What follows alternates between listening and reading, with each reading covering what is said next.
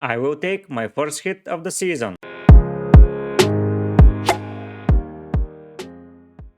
Hello guys and welcome back to another FPL video. After another disappointing game week, I've decided to stop watching other content creators and I've deleted Twitter because I'm very influenced about what the others say.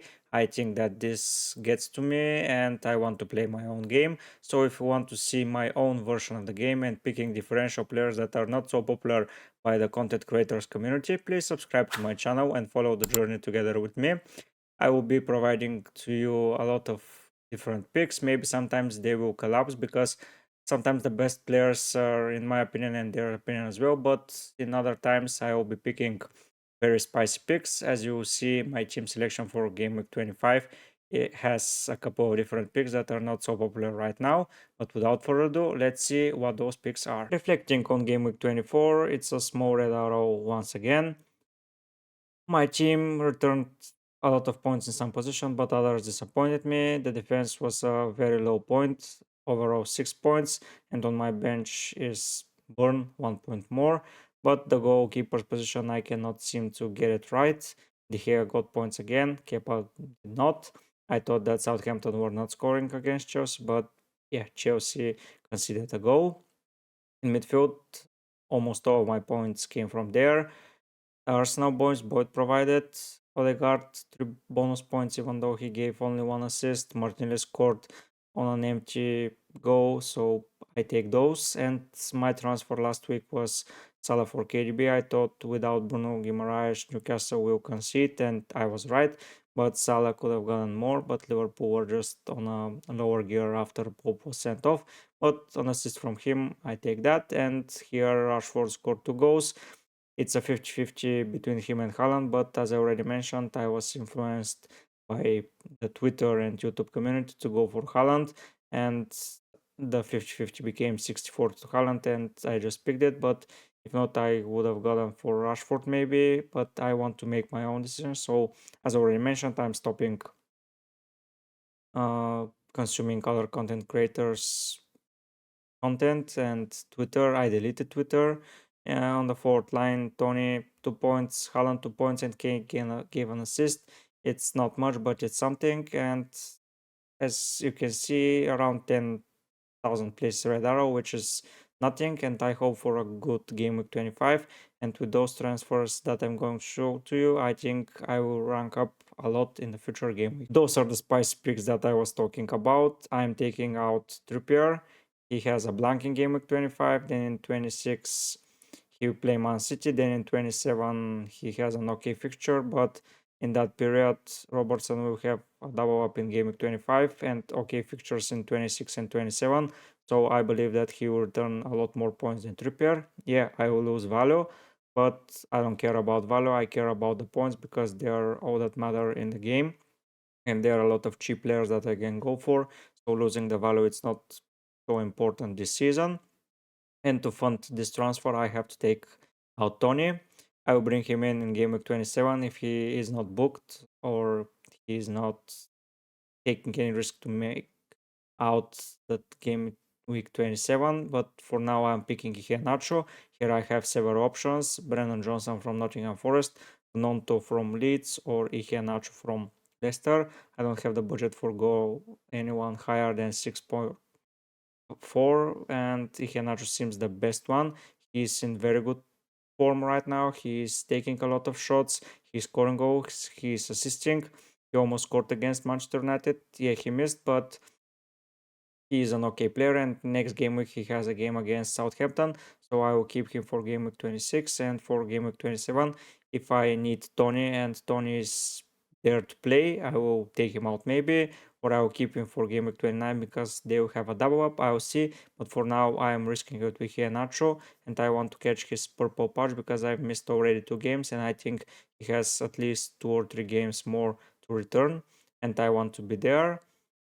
And my team is shaping pretty good for game week 25, and with only 1 hit I will provide a starting 11, and even I will have a player on my bench. And now let's see how my team is shaping up for the game week 25. Starting in defense for game week 25, I've opted for Kepa because De Gea does not have a game and Kepa will be playing. He has a game against Spurs, which is not ideal, but it's my only option right now. In defense, I have three players that are doubling up. Robertson, as already mentioned, he has a game against Crystal Palace and Wolves. Ben White against Leicester and Everton, and Kilman against Fulham and Liverpool. I don't believe that all of them will keep clean sheets, but I'll be playing them because I don't have any other options. Patterson, as you can see, is on my bench, but he's not sure to be starting both of the games, and these two seems nailed, and I want to have as much time as possible playing. As you can see, I've used my extra transfer and I'm with them taking a hit. As already mentioned, I'm having 0.3 in the bank and I'm keeping a pretty high value from my team. But yeah, Robertson expecting a return. Ben White at least against Everton, and Koeman maybe against Fulham, but I'm not very satisfied. If I had the money, I would have went for Dawson, but it is what it is, and I will be going with this defense for Game Week 25. The midfield picks itself. Here I have three double Game Week players, two of the Arsenal boys, Odegaard and Martinelli. I keep believing in Martinelli for now because I don't want to waste transfer. He has a double up. He'll be playing at least 130 or 40 minutes in my opinion, which is more than enough. Odegaard is their captain. I believe they have a return in them. Saka is a big player missing here, but I cannot have them all for now at least. I cannot own Saka and Odegaard for now because I don't have the budget, but in the future maybe I will pick Saka.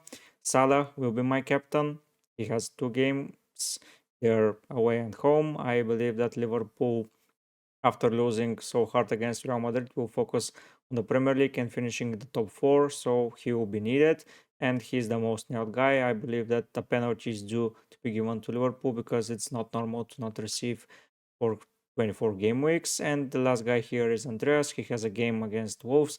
It's a single game, but Andreas, he returns most of the points. And even if the game finishes 0-0, I'll get 3 points from him. So all in all, pretty good player, and I believe that he may be even scoring against Wolves. That will wipe the clean sheet from Human, but I believe that a goal against the clean sheet, it's pretty leveling up. So yeah, I don't care if one of the two things happen, but I believe that those midfielders can bring me a lot of points in Game Week 25, and most of the players won't be having 11 playing players, so I'll have an upper hand even though I've taken a hit.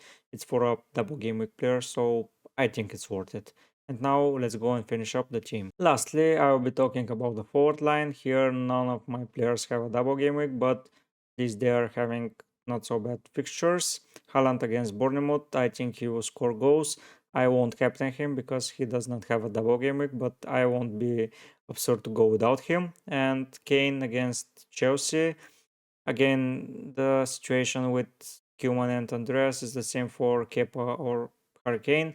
If Kepa concedes, I hope it's from Hurricane. If Tottenham doesn't score, I'll be happy because Kepa has kept a clean sheet. It's a win-win situation. But if Kepa concedes from someone else, not Hurricane, it will be bad. But I will not stress about it. At least I'm having playing players and players that will bring me at least 2 points.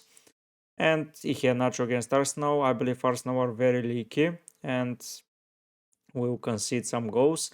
They're away. Iheanacho is fast in form. I believe that the way that Arsenal are setting up, they are leaving a lot of spaces, and Madison and Iheanacho together with Tete and Barnes can exploit it, and I think Iheanacho will be on the receiving end of it. And here, to be 100% honest, I wanted Darwin, but I cannot afford him. I don't want to transfer out Hurricane for now because he has a game and Tony does not, and it's better for me to go for Iheanacho right now.